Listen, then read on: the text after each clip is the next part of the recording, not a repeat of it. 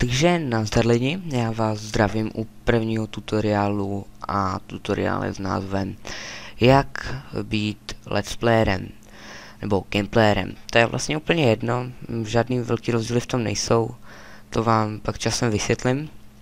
Tak první, co musíte udělat, abyste mohl natáčet nebo mohli natáčet, je stáhnout si Fraps, nejlépe přeslož to a stáhnout si tento soubor.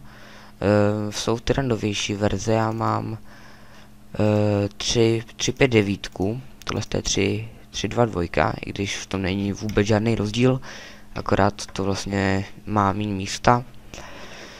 No tak stáhnete to a nastavení Frapse je vlastně takovýhle.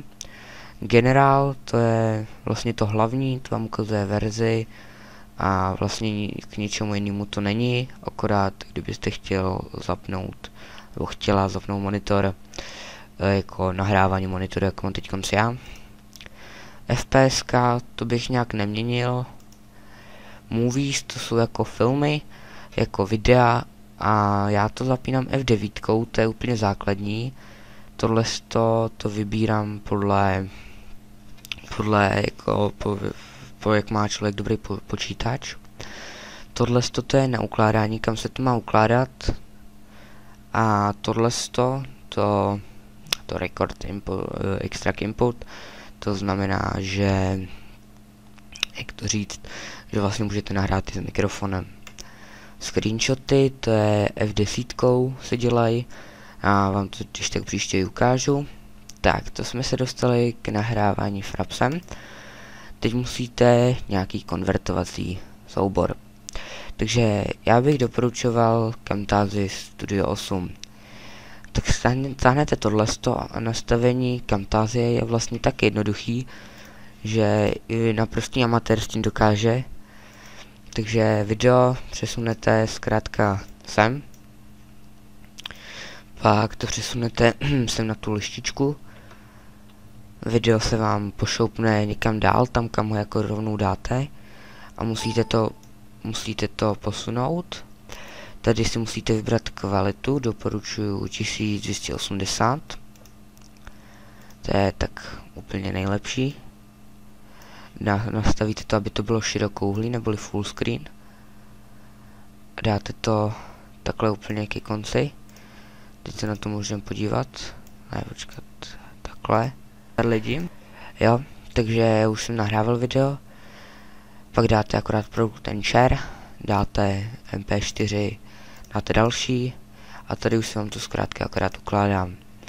Tak, to jsme se dostali k Camtasii a teď další programy na konvertování a to je DVD Videosoft, což jsem používal taky, ale pak mě to docela omrzelo, nebo neomrzelo, ale omrzel mě ten program jako Windows Live Movie Maker, ale u toho jsme se ještě nedostali, takže počkat, já nevím, jak to bylo.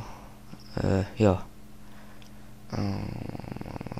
tady DVD Video Soft Converter. Tohle to je vlastně taky úplně pro amatéry. Vypneme se intro. Dáte DVD and to video. Tady dáte Free MP4 Video Converter. Do toho počkat, než se mi to načte. Ať nemluvím rovnou jako z paměti. No tak zapni se. No. Sem přesunete zkrátka soubor, který chcete zkonvertovat. Program je zdarma stačitelný na stránce, počkat, to najdu. Mám za to, že to je DVD Video Soft Free Studio. A to je vlastně ten program, je to tohleto. Je to fakt dobrý program, doporučuji, je zadarmo a je fakt dobrý.